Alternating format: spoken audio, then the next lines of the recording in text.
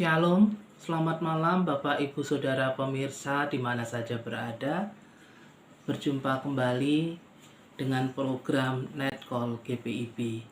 Bersama saya, Pendeta Yeti Manopo, Ketua Majelis Jemaat GPIB Baskara Surabaya. Sebelum kita membaca dan merenungkan firman Tuhan pada malam hari ini, mari kita berdoa. Bapa di surga, sungguh kami bersyukur untuk segala kasih dan kebaikan-Mu di dalam kehidupan kami. Dan sebelum kami beristirahat malam, kami mau membaca, merenungkan sebagian dari firman-Mu. Tuntun kami dengan kuasa Roh-Mu yang kudus Tuhan, agar kami dapat mengerti apa yang menjadi maksud dan kehendak-Mu lewat firman Tuhan ini, dan mampukan kami juga untuk memberlakukan firman-Mu di dalam kehidupan kami sehari-hari. Dalam nama Tuhan Yesus Kristus kami sudah berdoa. Amin. Bapak, Ibu, Saudara pemirsa Netcall yang dikasihi Tuhan Yesus Kristus, firman Tuhan malam ini diambil dari kitab Imamat pasal 26 ayat 5 sampai dengan 8. Saya akan membacakan bagi kita semua. Lamanya musim mengirik bagimu akan sampai kepada musim memetik buah anggur, dan lamanya musim memetik buah anggur akan sampai kepada musim menabur. Kamu akan makan makananmu sampai kenyang, dan diam di negerimu dengan aman tentram. Dan aku akan memberi damai sejahtera di dalam negeri itu, sehingga kamu akan berbaring dengan tidak dikejutkan oleh apapun. Aku akan melenyapkan binatang buas dari negeri itu, dan pedang tidak akan melintas di negerimu. Kamu akan mengejar musuhmu, dan mereka akan tewas di hadapanmu oleh pedang. 5 orang dari antaramu akan mengejar 100, dan 100 orang dari antaramu akan mengejar selaksa, dan semua musuhmu akan tewas di hadapanmu oleh pedang. Bapak, Ibu, Saudara pemirsa yang dikasihi Tuhan Yesus Kristus, setiap orang pasti menginginkan suatu kebahagiaan di dalam hidupnya, sehingga apapun diusahakan, bahkan dikejar agar dapat berbahagia. Kriteria yang biasa diberikan manusia atau dunia ini tentang kebahagiaan itu berbeda-beda.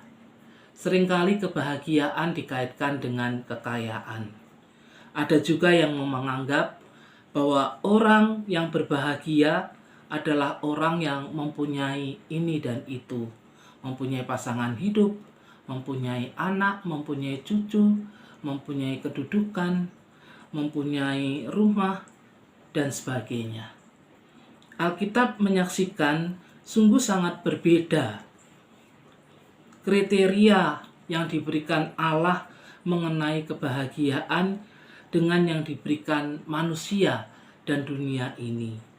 Dalam Alkitab, hidup yang berbahagia biasanya disamakan dengan hidup yang diberkati.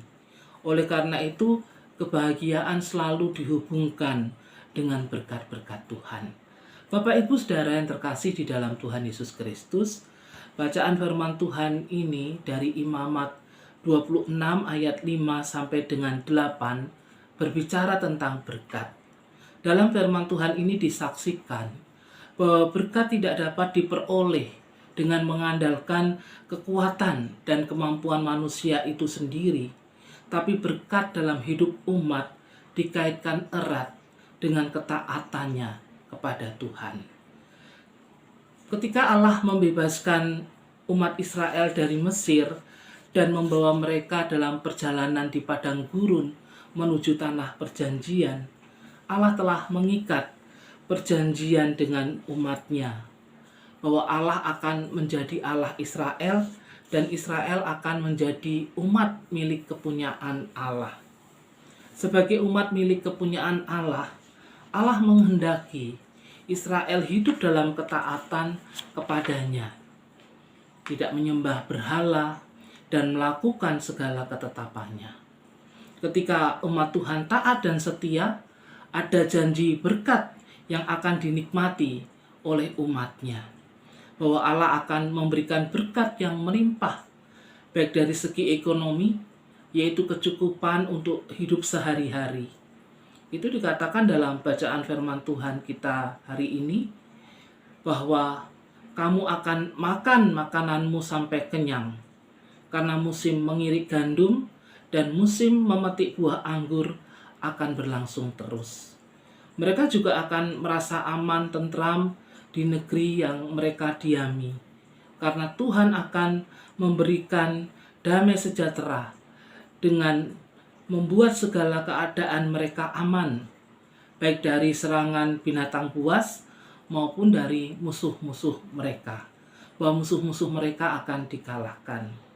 Bercermin dari firman Tuhan ini, Bapak Ibu Saudara yang dikasihi Tuhan Yesus, kita bisa melihat bahwa berkat tidak dapat diperoleh dengan kita mengandalkan kekuatan dan kemampuan diri kita sendiri, tapi ketaatan kepada Allah yang merupakan respon umat terhadap segala ketetapan Allah itu akan mendatangkan berkat. Oleh karena itu, jika kita ingin diberkati dalam hidup, jika kita ingin menikmati kebahagiaan lahir dan batin, relasi yang benar dengan Tuhan dalam ketaatan haruslah kita bangun. Bapak Ibu Saudara yang terkasih di dalam Tuhan Yesus Kristus, janji berkat yang diberikan kepada umatnya Israel juga dianugerahkan kepada kita, umat Tuhan saat ini, di dalam Tuhan Yesus Kristus. Melalui Tuhan Yesus Kristus, Allah menyatakan karya keselamatannya bagi kita. Dan karya keselamatan Allah di dalam Yesus Kristus juga nyata dalam pemeliharaan hidup setiap hari bagi kita. Bahwa Allah di dalam Yesus Kristus juga akan melimpahkan berkat-Nya kepada kita. Dan ketika kita bicara tentang berkat, Bapak Ibu Saudara, tidak melulu tentang materi, tapi juga menyangkut rasa aman, tentram, dan damai sejahtera, serta penyertaan Tuhan dalam seluruh kehidupan, seperti kesehatan, keberhasilan dalam karir, dalam studi, rumah tangga yang harmonis, keberhasilan panen, dan sebagainya. Dan ketika kita hidup dalam berkat-berkat Tuhan, bukan berarti kita tidak akan menghadapi masalah atau pergumulan, tidaklah demikian. Tapi di tengah masalah dan pergumulan yang kita hadapi, seberat apapun, kita tetap dapat melihat kasih sayang Tuhan, sehingga dimampukan untuk menghadapi masalah yang ada. Kita ditolong dan diberi jalan keluar dari setiap kesulitan yang kita hadapi. Kita dikuatkan di tengah-tengah kelemahan kita, dan masih banyak lagi. Bukti pemeliharaan Tuhan inilah yang hanya dapat kita rasakan dan alami ketika kita sebagai umat Tuhan hidup dalam ketaatan kepadanya. Tanpa ketaatan kepada Tuhan, kita tidak dapat merasakan berkat Tuhan yang sesungguhnya. Alkitab sendiri menyaksikan, Bapak Ibu Saudara yang terkasih, Daud sebagai Raja Besar Israel. Jika kita pikir, dia kurang apa? Dia memiliki segalanya. Dia tinggal di istana yang megah. Dia memiliki kedudukan, memiliki kekuasaan. Dia memiliki banyak pasukan gagah perkasa yang siap melindungi dirinya. Tapi semuanya itu tidak membuat hidupnya tenang. Tapi justru disaksikan, hanya dekat Allah saja aku tenang. Dan kedekatan dengan Allah tentu tidak bisa dipisahkan dengan ketaatan kepadanya. Kita juga bisa melihat banyak orang Kristen saat ini yang bergelimang harta, tapi hidupnya tidak damai sejahtera. Bapak Ibu Saudara yang terkasih di dalam Tuhan Yesus Kristus, kita juga harus memahami bahwa berkat itu tidak datang dengan sendirinya atau seperti sesuatu yang turun dari langit, tapi melalui hasil usaha dan kerja kita. Tapi dalam kita mengusahakan, semuanya itu juga harus kita dasarkan pada ketaatan kepada Tuhan. Seperti janji firman Tuhan, ketika kita hidup taat kepada Tuhan, apapun yang kita lakukan akan dibuat berhasil, artinya diberkati. Kita bisa membaca dari Mazmur 1 ayat ketiga. Bapak Ibu Saudara yang terkasih di dalam Tuhan Yesus Kristus, kita adalah orang-orang yang telah menerima berkat, orang-orang yang telah diberkati di dalam Tuhan Yesus Kristus. Jika sebagai orang Kristen kita tidak atau belum merasakan berkat-berkat Tuhan dalam hidup ini, kita perlu memeriksa hidup kita selama ini. Apakah kita sudah hidup dekat dengan Tuhan? Apakah kita sudah hidup dalam ketaatan kepadanya? Dan satu hal lagi yang penting menjadi pemahaman kita, Bapak Ibu Saudara, ketika kita sebagai orang Kristen dipanggil untuk menerima berkat, tidak berhenti sampai di situ saja. Sama seperti umat Israel yang telah dipanggil menjadi umat kepunyaan Allah, yang telah dibebaskan dari perbudakan Mesir.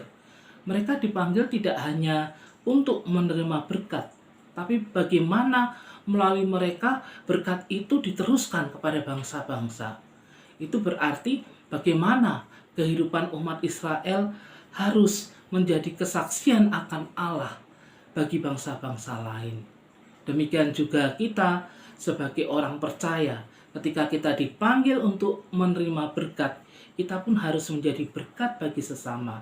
Kita juga dipanggil untuk memaknai setiap berkat Tuhan di dalam hidup kita, yaitu bagaimana kita mengusahakannya, bagaimana kita mengelolanya, dan bagaimana kita menggunakan berkat tersebut, yang semuanya itu didasari pada sikap takut akan Tuhan dalam ketaatan kepada Tuhan.